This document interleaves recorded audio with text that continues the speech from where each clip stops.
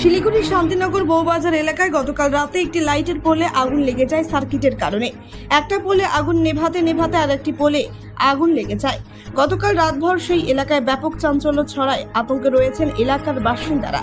জানা যায় সেই এলাকায় প্রত্যেকটি লাইটের পোলে বিভিন্ন কেবলের তার রয়েছে, সেই তারের কারণে আগুন লেগেছে, সেরকমটা বলেন সেই এলাকার বাসিন্দারা। শান্তিনগর বউবাজার কাল রাত 12টা নাগাদ এই ঘটনা ঘটে। ভয়ানক অগ্নিকাণ্ডের ঘটনা ঘটে সেই এলাকায়। সেই এলাকার বাসিন্দারা এখনো আতঙ্ক রয়েছেন। বিদ্যুৎবিহীন অবস্থায় ছিলেন প্রায় 1.5 থেকে 3 ঘন্টা। ঘটনাস্থলে পৌঁছায় প্রশাসন এবং ইলেকট্রিক অফিসের কার্যকারীরা। কেবলের আধিকারিকদের জানানো হয় যে কয়েকদিন পরপরই অগ্নিকাণ্ডের ঘটনা ঘটে, এর কোনো বিকল্প ব্যবস্থা না হোক সেরকমটা কিছু পক্ষকে জানান এলাকার বাসিন্দারা।